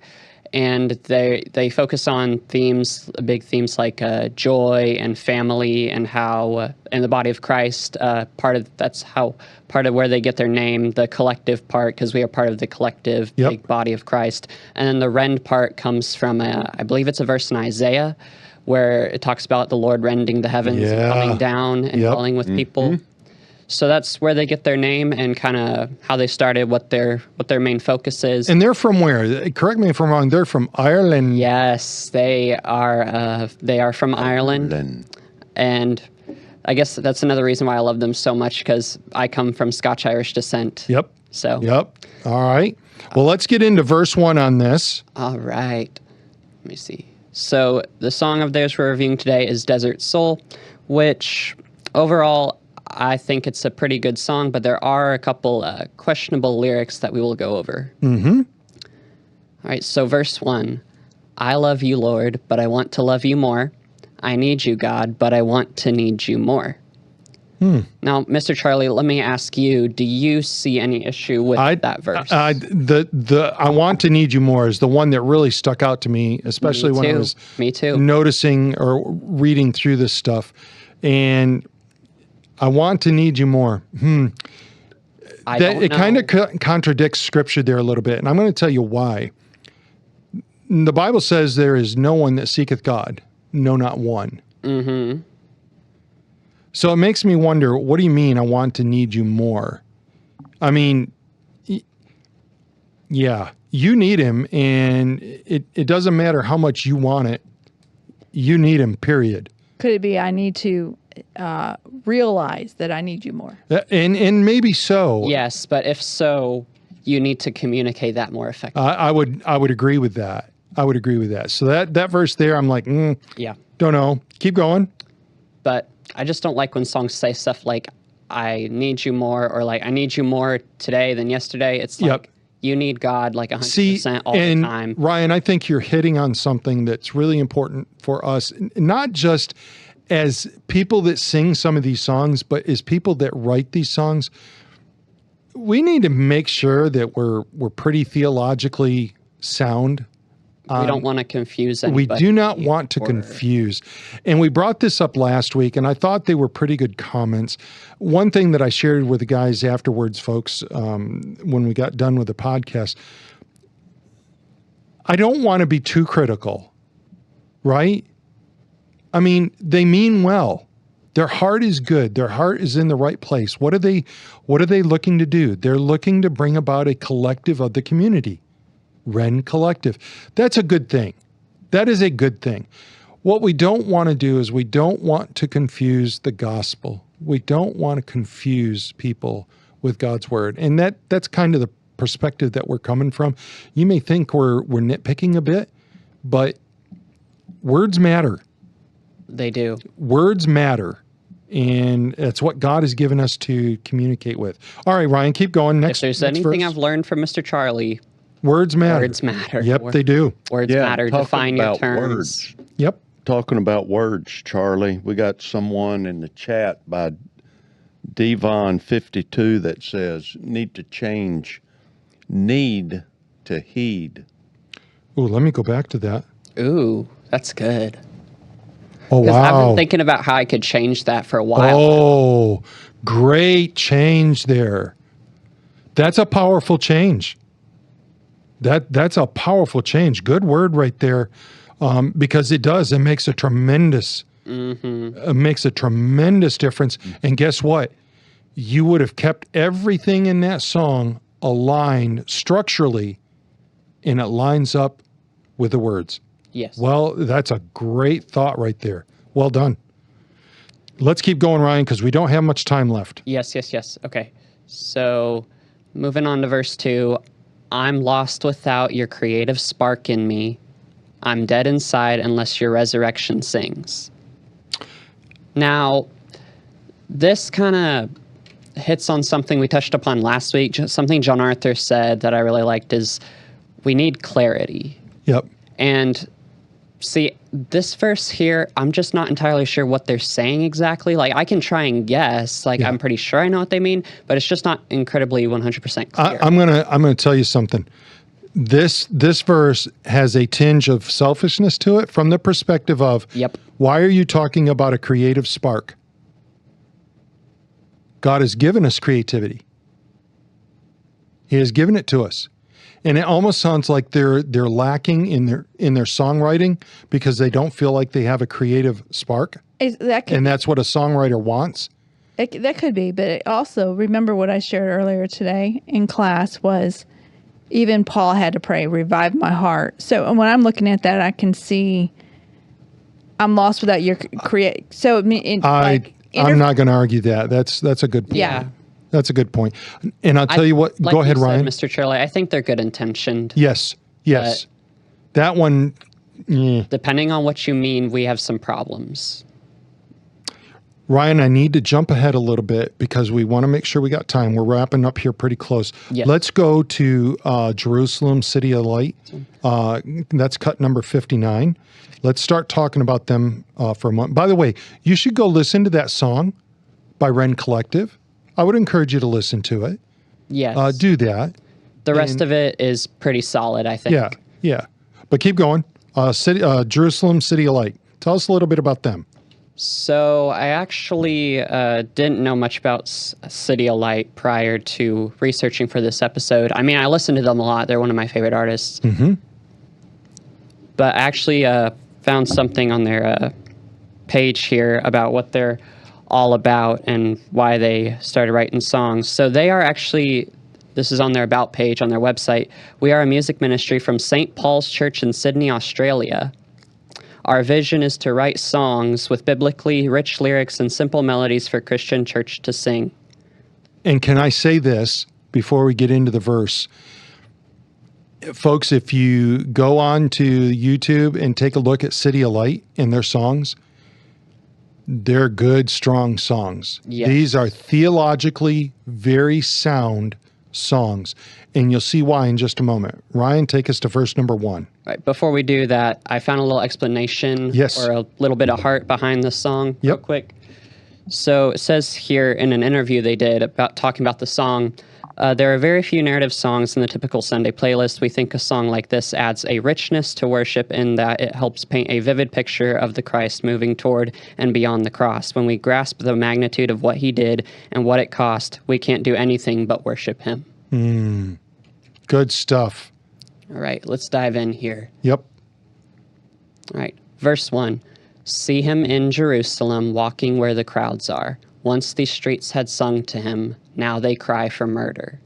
Such a frail and lonely man, holding up the heavy cross. See him walking in Jerusalem on the road to save us. And you just got the gospel in that one verse. Mm-hmm. You really did. And let's go to number 2, Ryan, because Wow. it's That strong. right there Yeah. reminds me of when I was walking that path when I was in Jerusalem. And Steve's been to Israel, Yeah. which is what he's talking about. And I walked that path that Jesus walked through Jerusalem when he was carrying that cross. That's where I got this hat, Yep. was there in Jerusalem. And it was just, oh my gosh, the hairs were standing up on my body. It was fabulous. Number 2 there, Ryan. Go ahead. Right. See him there upon the hill, hear the scorn and laughter. Silent as a lamb he waits, praying to the Father. See the King who made the sun and the moon and shining stars. Let the soldiers hold and nail him down so that he could save them. And another solid theological verse. And we're not going to be able to get to the other 2, but I want to Can we go over verse 4 real quick? go for it. Because I love what it does. Let me see. See the empty tomb today, death could not contain him. Once the servant of the world, now in victory reigning. Lift your voices to the one who is seated on the throne. See him in the new Jerusalem. Praise the one who saved us. Amen. Great lyrics. And Ryan, great job picking out those songs. I will tell you that you should go listen to this one on YouTube. Yeah. Very strong theological song here like that. by City I of like Light. that. And they are a great group. They really are. And I appreciate their music for sure. And I appreciate you joining us today. Final thoughts, Miss Nikki. Well, I really enjoyed the 10 documents that you went over, the important documents written in American history. I think that we have missed the boat in training our young people to be grateful. We do have, slavery and some things in our history are bad, and we need to teach the good along with the bad. But we don't promote that bad. We look at it as, this was bad in our country, and people fought to overcome it. And that's what we need to focus on. Mr. Steve. Yeah. I want to say something also like Nikki did on the spot that you did on all these historical documents. It is really bad that we don't study these in school. And also the fact that all of these historical monuments and markers and everything in this country that we have that either represents situations that occurred in our history that represents, say, a bad situation or a blight in our history. It's not that it's to represent it in a sense that it's promoting it, but to show that this was something that was bad that occurred in our history, and to show that it reminds people that this should not happen again. Absolutely. Just like history. If you don't know it, you're doomed to repeat it. Mr. Ryan. Oh, gosh. Going over those documents was really good for me. I think it's been a while since I've gone over a few of those. Yep. But I enjoyed everything we did today. I think this was a really good one today. Amen. Amen. So too. And I hope that you, as a listener, have really gained a lot from this. I just want to remind you, you can catch us on YouTube, Rumble, wherever you get your favorite podcasts. You can catch us on there, Further Every Day. And we really appreciate your support, especially on the Patriot Soapbox. Always here on Sundays, 1 to 3 Central Time. And as John Arthur would say, God's time zone. And he might be right on that. He might be. Just saying. Where in the world is John Arthur? That's the game that we're playing today. Where in the world is John Arthur? He didn't even say hello to us. Didn't say hello. We're Nothing. feeling, this this is not good. This is not good. We're going to have to speak with him. Yeah. But we are going to be back here next week. We are looking forward to that. And with all of that in mind, I might be just a minute. No, I'm not early. Holy cow. Talk about putting that on time.